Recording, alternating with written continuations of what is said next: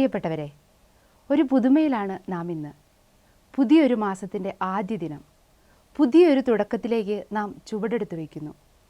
കത്തോലിക്കരായ നമ്മെ സംബന്ധിച്ച് മറ്റൊരു പ്രത്യേകത കൂടിയുണ്ട്. പരിശുദ്ധ അമ്മയുടെ ജന്മതിരുനാളിനായി പ്രാർത്ഥിച്ച് ജപമാല ചൊല്ലി നൊവേന എത്തിച്ച് ഒരുങ്ങുവാൻ ആരംഭിക്കുന്ന ദിനം. ജന്മപാപമില്ലാതെ ജനിച്ച അമ്മയുടെ അടുത്ത് ദേവദൂതൻ വന്നു പറഞ്ഞു, ദൈവകൃപ നിറഞ്ഞവളെ സ്വസ്തി. എങ്ങനെയാണ് അമ്മ ദൈവകൃപ നിറഞ്ഞവളായത്? ഇത് മനസ്സിലാക്കണമെങ്കിൽ നാം പരിശുദ്ധ അമ്മയുടെ ശൈശവത്തിലേക്ക് ഒന്ന് നോക്കണം. ക്രിസ്തീയ പാരമ്പര്യം പഠിപ്പിക്കുന്നത് ഇപ്രകാരമാണ്.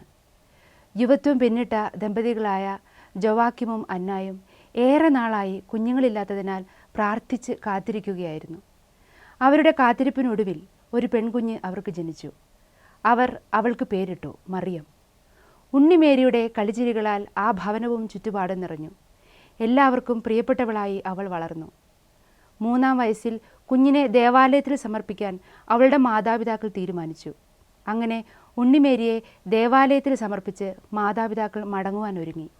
ഉണ്ണിമേരിയാകട്ടെ അൾത്താരയ്ക്ക് മുന്നിൽ സമർപ്പിക്കപ്പെട്ട ആ നിമിഷം മുതൽ അവളുടെ കുഞ്ഞു പാദങ്ങൾ ചലിപ്പിച്ച് അൾത്താരയ്ക്ക് മുന്നിൽ നിന്ന് നൃത്തം വയ്ക്കുവാൻ തുടങ്ങി.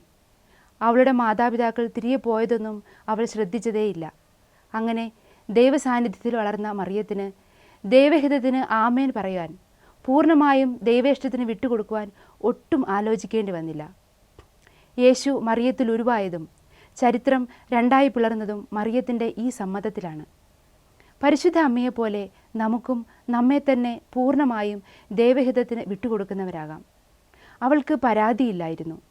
പകരം വയ്ക്കാനാവാത്തത് നഷ്ടപ്പെടുമ്പോഴും ചലനമറ്റ മേനിയിൽ ചുണ്ടു ചേർത്ത് മകനേ എന്ന് മന്ത്രിച്ചപ്പോഴും ഇതാണ് ഹിതം എന്നറിഞ്ഞു നീളുന്ന മൗനം.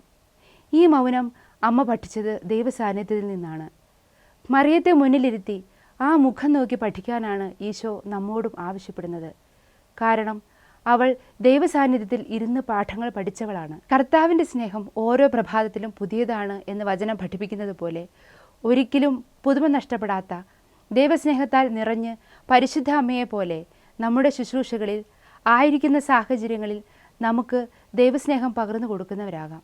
എല്ലാവർക്കും ആഗതമാകുന്ന പരിശുദ്ധ അമ്മയുടെ ജന്മതിരുനാൾ മംഗളങ്ങൾ ഏറെ സ്നേഹത്തോടെ നേരുന്നു. അമ്മ നമ്മുടെ കൂടെ ഉണ്ടാവട്ടെ.